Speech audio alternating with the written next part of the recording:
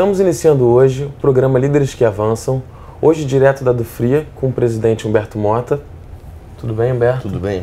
Considerando-se o líder que avança na linha conceitual de empreendedor e inovador, quais seriam as qualidades e qualificações que melhor definem o seu perfil? João, eu diria que, até pelas minhas origens, que eu tive que sempre batalhar, lutar muito, vim de família humilde, estudei em escola pública, saí de uma região muito pobre de Minas, que é o Jequitinhonha, eu tive que ter determinação. Então a determinação foi um traço que a vida me impôs e que eu abracei e que me ajudou bastante.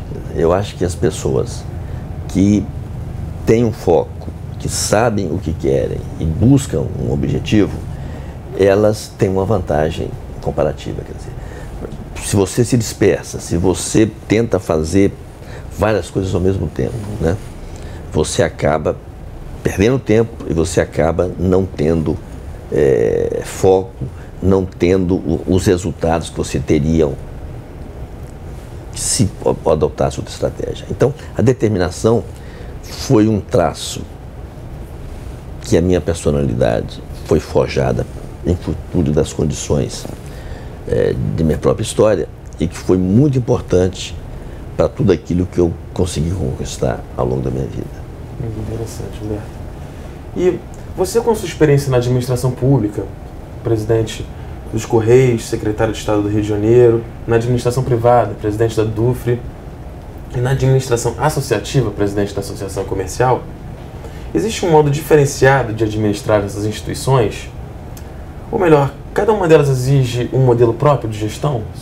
Essa pergunta sua é muito oportuna e muito boa, porque é muito comum as pessoas criticarem, dizendo que determinada empresa pública ou determinado órgão público, ele é muito lento em tomar uma decisão, que ele devia adotar práticas do setor privado para ser mais ágil.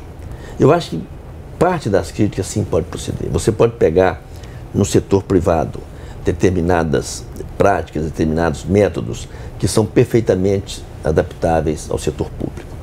Mas existe um diferencial fundamental, que é o chamado tempo, o time. O tempo é fundamental, porque no setor público, quando você toma uma decisão, o impacto da decisão tomada é sobre a cidade, o estado, o país e sobre a vida das pessoas no coletivo. Então você tem que pensar muito. Quer dizer, uma decisão no setor público, ela tem que ser amadurecida, ela tem que ser discutida com a sociedade, ela tem que ser muito bem avaliada. Isso exige tempo. Na empresa privada, que você tem uma competição muito acirrada, você tem que tomar as decisões, muitas vezes, assim, com pouquíssimo tempo para decidir. Mas a contrapartida é que a decisão no setor privado, ela impacta a empresa, os funcionários da empresa, os clientes, os fornecedores, as famílias que vivem em torno das atividades daquela empresa e os acionistas. Né? Então, é um impacto localizado. Se você toma uma decisão equivocada, o preço que se paga é um preço pago por um segmento, talvez até algumas vezes pequeno da sociedade. Agora, quando você toma uma decisão no setor público, numa política de águas, numa política de energia, numa política de transportes, isso impacta toda a sociedade. Então, se você, por pressa, por não estudar a coisa profundamente, por não levar em conta todos os itens que vão sofrer impactos com aquela decisão, você corre o risco de tomar uma decisão que pode afetar uma geração. Então, esse é um diferencial que a minha experiência me ensinou a ocupar cargos no setor público e no setor privado.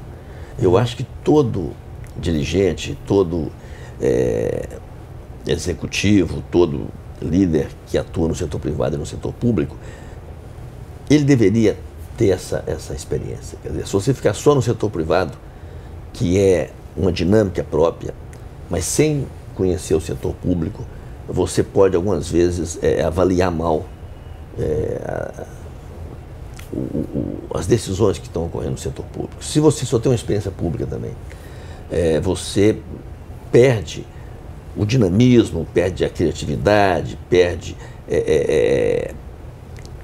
a rapidez que o setor privado dá e que, com soluções que muitas vezes você pode trazer para o setor público. Entendi, muito interessante, Humberto.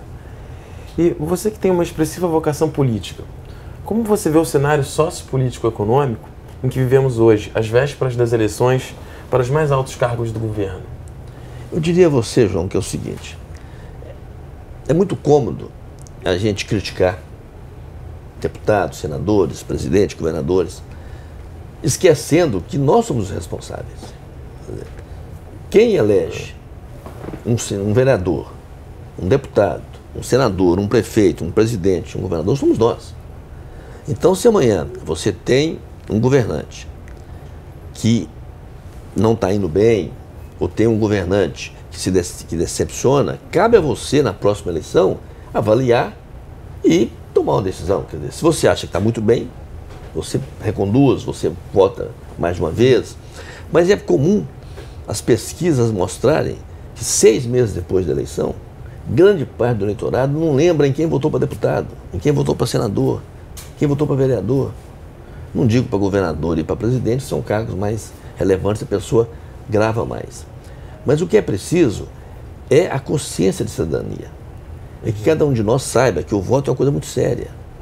Você não pode votar por impulso, você não pode votar por simpatia, você não pode votar pensando numa visão de curto prazo. Você tem que avaliar os candidatos. O sistema de horário gratuito, pelo menos para cargo majoritário, para deputado e senador, é muito curto, talvez não dê para você avaliar, mas você pode se informar sobre as pessoas, você pode acompanhar, seja pelo desempenho no Senado, na Câmara, nas Assembleias, você pode acompanhar o desempenho de um deputado, de um vereador, de um senador, e aí formar seu juízo de valor, se ele deve ser reconduzido, se ele deve buscar um nome novo. E no caso do Executivo, com mais razão, se você vive na cidade, você no dia a dia você pode avaliar o seu prefeito. No Estado também, quer dizer, e no próprio país, né? A sua vida é impactada por decisões dos 3 níveis de poder. E você sabe muito bem de onde as decisões estão vindo. Então, cômodo criticar é. Agora, a responsabilidade é nossa. Nós é que temos que ter consciência e exercer o voto sabendo que com ele nós estamos fazendo história. Então você tem que ter a visão de que o exercício da cidadania, ele se dá também e principalmente pelo voto. Verdade, Humberto. E agora, falando a respeito da associação comercial, quais os desafios da Associação Comercial do Rio de Janeiro e quais são as suas atividades mais significativas, assim que você... A Associação Comercial do Rio de Janeiro, ela tem uma tradição histórica insuperável. É a mais antiga instituição civil do Brasil. São 205 anos de história. Poucas entidades no Brasil, pouquíssimas, você conta nos dedos de uma mão, tem uma longevidade, tem uma história bicentenária. E por que a associação tem essa tradição bicentenária? Pelo seu compromisso com a sociedade. É uma entidade que sempre foi muito além da representação empresarial. Ela sempre teve a visão que a empresa não é um ente do poder. A empresa é um ente social. Então, a empresa ela tem compromissos com a sociedade onde ela opera. Que esse compromisso vai além dos seus empregados, dos seus acionistas, dos seus donos, dos seus fornecedores, porque a partir do momento que ela cumpra com suas obrigações sociais, que ela pague seus impostos, que ela se insira na comunidade, que ela desenvolva projetos sociais, que ela olhe além do lucro, ela está também exercendo a sua cidadania de pessoa jurídica, e que é muito importante. E a associação comercial sempre teve essa visão, sempre estimulou essa participação, sempre promoveu e cultivou essa visão social, comunitária das empresas. E além do lucro. É evidente que o lucro é importante, o lucro é o sangue das empresas. Uma empresa que não tem lucro desaparece. Então, a gente sempre defendeu o lucro. Agora, ao defender o lucro, você não pode perder também a visão, a percepção social que uma empresa tem e o papel que ela tem que desempenhar. Então, na minha opinião, isso explica a história bicentenária da associação. A favor do setor privado, defendendo as empresas, defendendo o lucro, defendendo o crescimento de seus acionistas, dos acionistas das empresas, mas sempre lembrando que a empresa e os empresários têm também uma função social e que é fundamental que a exerçam em plenitude. Interessante, Humberto. E agora, para concluir, quais são as suas sugestões aos futuros administradores como líderes que avançam? Eu diria que a principal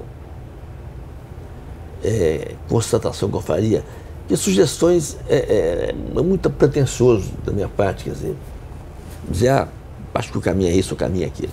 Eu posso falar da minha experiência de vida e dizer o que eu acho que seria mais adequado no Brasil de hoje. Eu acho que no Brasil de hoje, que a gente vive um momento de grandes transformações, em consequência das próprias transformações que o mundo está atravessando, é uma geração que está vendo inovações surgirem numa velocidade que nenhuma outra viu, né? Se você analisa o mundo da informática, né, a transformação, o impacto que isso deu na vida das pessoas e da sociedade, isso leva cada um de nós a refletir, a repensar o seu papel e a saber que o que distingue o homem de Deus é o tempo, né? Nós somos finitos, Deus é infinito.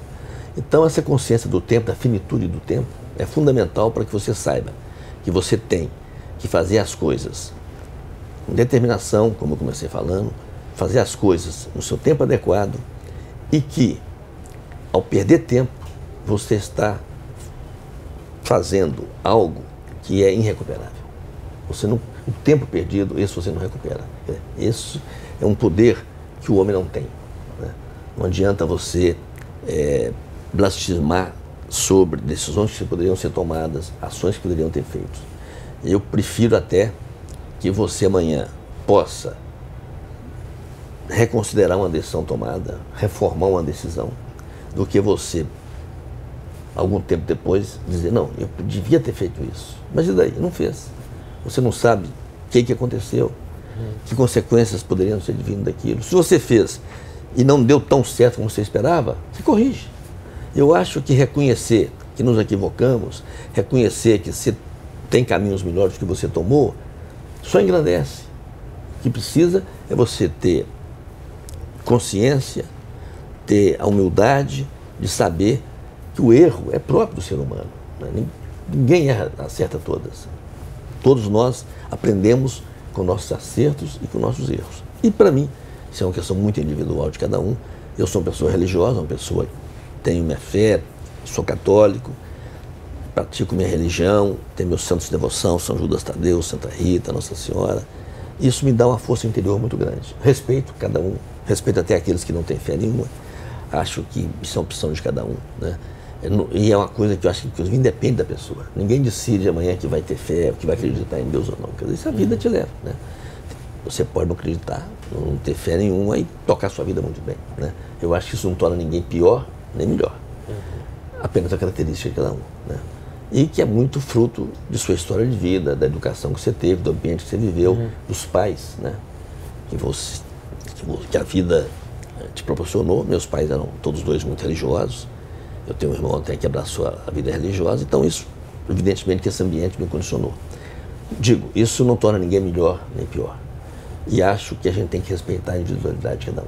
Quer dizer, você só pode ser respeitado quando você respeita o outro, né? Então você tem que respeitar o outro na sua integral diversidade, né? Você não pode querer que as pessoas sejam iguais a você. Seria até muito chato o mundo de iguais. O mundo é rico pela diversidade. E você tem que aproveitar, olhar para o diferente e aprender com o diferente, né? Com o igual você não vai aprender, quer dizer, o diferente é que vai ensinar você. Então você tem que olhar para o diferente de você, não é que ele seja pior que você, nem você melhor do que ele. Só diferente. Eu digo, só é diferente. Então você cresce nas diferenças, né? Você pode vir até olhando com outras vezes, gente, eu posso ser melhor, aquilo é muito mais bonito do que eu tenho, né? Por que eu não vou abraçar aquilo também, entende? Exato. Então você saber observar a diversidade das pessoas, respeitar a diversidade, entende? Crescer com elas. Entende? Eu acho que só não muda quem não pensa. Quer dizer, as pessoas estão mudando a cada dia. Quer dizer, cada dia que nós levantamos, acordamos, é um dia diferente. Quer dizer, você é diferente hoje do que de ontem, porque algo que aconteceu, que refletiu na sua vida, alguma experiência que você viveu que te levou a refletir. Quer dizer, as pessoas, elas, no caminhar da vida, elas vão se mudando, elas vão se transformando e vão, espero eu, sempre desejando, vão melhorando. Né? Essa é a vida. Verdade. Humberto, muito obrigado pela sua disponibilidade de nos receber aqui na Dufre. Eu que agradeço, foi uma oportunidade muito boa, João, de estar com vocês, estar com seus colegas aqui de filmagem. E estou sempre à disposição, sempre que puder ter a oportunidade de bater um papo, de falar. Eu acho isso importante. Muito obrigado, Humberto. Líderes que Avançam fica por aqui. Até o próximo episódio.